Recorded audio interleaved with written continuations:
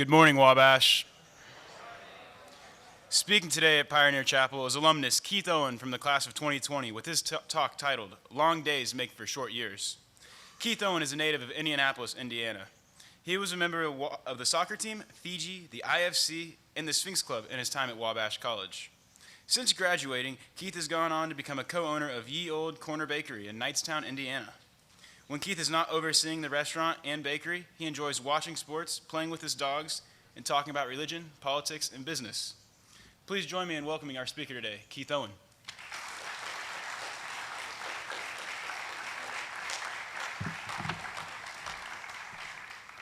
Good morning, Wabash College. Good morning, Keith. First, I want to start off by thanking Andrew for all the work that he does as Sphinx Club president. Your work doesn't go unnoticed. It's an honor for me to be introduced by you today.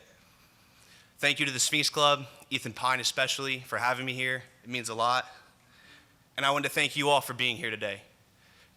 Without you here, this isn't a tradition. It's just me talking to an empty field. So thank you all for keeping this tradition alive. It means a lot to all the Wabash men who came before you.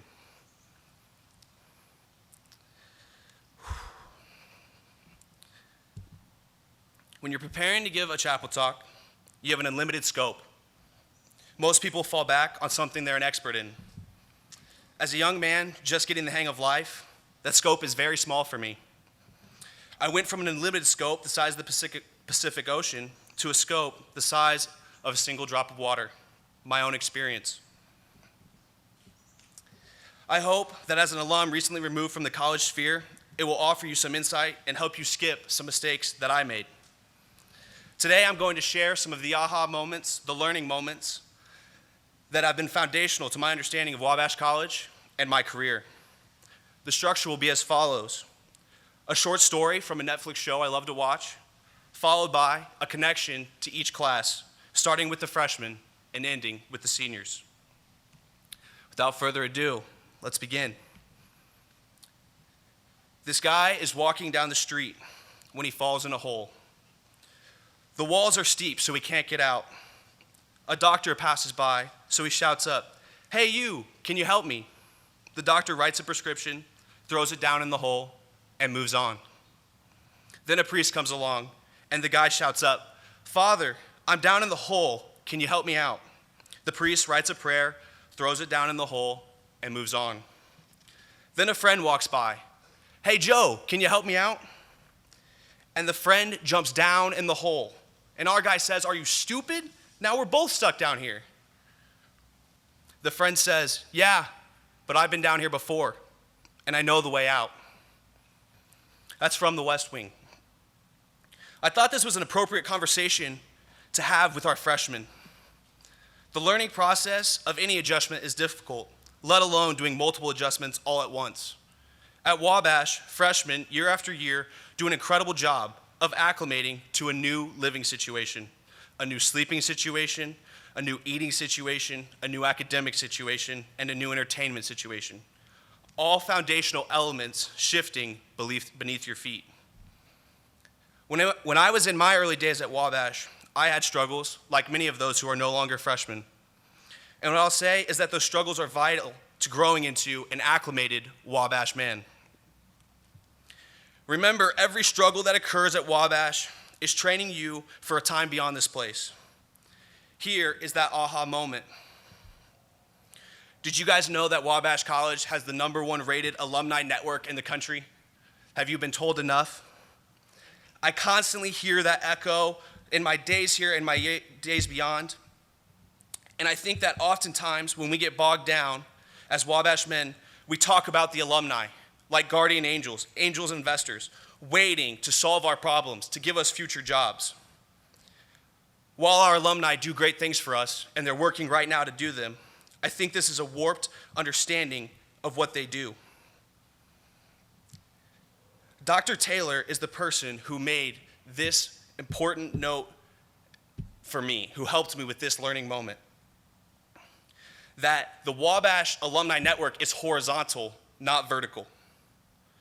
She would constantly switch our seats in class and have us move around so that we were not talking to the same people day in and day out. The people you go to school with, The 3 years ahead of you, your year, and the 3 years behind you will make up the majority of the alumni contact you have after Wabash.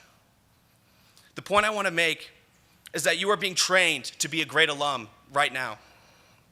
Your Wabash brothers are constantly down in a hole asking for your support. They offer you pizza and t-shirts to come to their club call-out meetings, to come to their events. They send emails to tell you about their sporting events. They ask if you have a minute to talk. Do you jump down in the hole with them? Do you cheer for them? Are you listening to them? It takes 7 minutes to walk from one corner of campus to the other. If you can't be bothered to walk that 7 minutes, what part of the #1 rated alumni network in the country will you be one day? When you're not asked to walk 7 minutes, you're asked to drive for hours. You're asked to fly. You're asked to go above and beyond for them. Remember, some of you may be in a hole right now. You're not alone. One of your brothers will be here soon, and when given the opportunity, will jump down in that hole with you. The next story for our sophomores. I know we all feel immortal. We're supposed to feel that way. We're graduating, but like our brief 4 years here, what makes life valuable is that it doesn't last forever. What makes time precious is that it ends. We know that now more than ever, and I say it today of all days to remind us that time is luck, so don't waste it. Gwen Stacy says this at the beginning of The Amazing Spider-Man 2. I think it's safe to say that sophomore year at Wabash College is an interesting time. As academics pick up, some of you are taking organic chemistry, but you have more comfort in the Wabash system and to many degrees more time. But sophomores are no longer freshmen, and the comfort they have gained in the system is their greatest enemy. The biggest fight that I fought, and I watched the sophomores behind me fight, was complacency. My practical advice to you is to start setting goals. This is a more abstract practical advice, so I have a couple of stories to follow that up with. First is about me. My dream was always to go to Notre Dame, specifically the ACE program. The Alliance of Catholic Education pays for your master's degree and your licensure while getting you in the classroom experience at one of their partner schools across the country. Not only was this program a perfect match for the accreditation I was seeking, but my high school mentor was an ACE teacher, and I wanted to spend some time in a different state. After years of courting the program, building a resume I felt was bulletproof, I applied. The process was drawn out, and I made it to the final interview before eventually being rejected. Because I was not accepted in this program, my focus shifted to staying in Indiana. That focus created new opportunities for me. I got into graduate school. I was in the same state as my now fiance and had the opportunity to get engaged. And I got a dog named Muffin. All of which are not compatible with me working long hours in a different state towards my dreams. Always write down your dreams. I previously had a card that I would carry with me that said, "Attend Notre Dame after Wabash." Now, I have an ACE pen that I carry with me that I got on one of my recruitment visits. Whether you reach your goals or you fall short of your goals, the same thing happens. They dissolve. You have to create a new one. Get up, start again. Today, wanting to be an ACE teacher is nothing but a success for me because it nudged me in a new direction. It nudged me into deeper reflection of what I was seeking. Don't be afraid to come up short. Use goals as a map to your future. Quickly, I wanted to add a story about Marcus Luttrell, a Navy SEAL and the lone survivor. This is not a spoiler because the movie is named Lone Survivor. He is the last one alive. He gave a talk after he recovered from his injuries where he broke down the movie and talked about how he did it. After falling down a mountain, he broke several vertebrae and was paralyzed from the waist down. Laying on the bottom of the mountain after the rest of his team had been killed, he tried to figure out how to survive. He reached out and grabbed a rock and drew a line above his head. And he crawled past that line. And he told himself, if I get my feet across that line and I'm alive, I'm gonna do it again. He ended up crawling for 7 miles. He ended up crawling to survival. Sophomores, don't be afraid to set goals. Don't be afraid to draw that line over and over again. Use your time now, because time is luck. College will end. Treat it like it is as precious as we all know it to be. To the juniors, 2 little mice fell into a bucket of cream. The first mouse quickly gave up and drowned. The second mouse wouldn't quit. He struggled so hard that eventually he turned that cream into butter and crawled out. Christopher Walken and Leonardo DiCaprio say that multiple times in Catch Me If You Can. Juniors, you are the card carriers of Wabash College. You're the captains of your sports teams, the presidents of your fraternities, the presidents of clubs, the leaders of the student body. You guys are living out your legacy right now. Everyone at Wabash has a badge to bear. I live in X house. I study X. I play X sport. After college, that for most people becomes their job. You, as a person, are vastly more important than the title that you bear. I'm going to say that again. You, as a person, are vastly more important than the title that you bear. And so are those around you. So often, we get caught up treating people differently because of their title, not because they are a human being. As a student, I remember the constant comparisons we would make to other schools, specifically state schools. One time I was in the car with my mother talking a lot of trash about IU. An important note, my mother went to IU. I was a junior at the time, and I was talking about how all IU students do is party and how hard I work. And she said to me, "Keith Anthony, do you think that people who go to IU are just lazy? Every single one of them? You think everyone who goes there has no drive? Do you think they're not going to be in the job market competing with you one day? You know me. I didn't party every night. And a lack of respect for the hard work of other people is embarrassing. You guys are going to be great. But just be that. Don't be great because you want to put other people down. At that point, it isn't greatness anymore." When I was a junior at Wabash, I ran for president of my fraternity, and I lost. I was caught on the title. So I ran again for president of the Sphinx Club, and I lost. And I ended up as the vice president of the IFC because my friend Matt Fight had pity on me, and it was an appointed position. These were tough pills to swallow, but I needed that reality check. And I hope none of you had to sacrifice your goals underneath the weight of your own arrogance like I did. Juniors are doing great work. You're struggling well, and you're closer than ever to turning that cream into butter. In a commencement address in 2014, Jim Carrey famously said, "My father could have been a comedian, but he didn't believe that was what was possible for him. Instead, he got a safe job as an accountant. When I was 12 years old, he was let go from that safe job, and our father had to do whatever we could to survive. I learned many great lessons from my father, not the least of which was that you could fail at what you don't want, so you might as well take a chance doing what you love." Seniors, you're about to become freshmen again. Once upon a time, you were a freshman human being. Then you took your first steps. You rode your first bike, you got your first locker combination. Then you were a freshman in high school. Then you were a freshman here. For some of you, you're going to become a freshman oil changer, a freshman dishwasher, a freshman laundry folder. Not professionally, but at your home, because it's something you've never done before.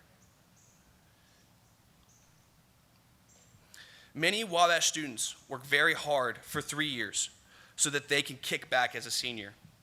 And having talked to some of you beforehand, I know that's what you're doing right now. And I did the exact same thing. But guess what happened? I worked very hard to sit back in my lawn chair, and right as my tiny umbrella was going into my coconut drink, COVID started. And just like that, the relaxation I had worked for was gone. And even if I hadn't been sent out into the world before I was ready, guess what?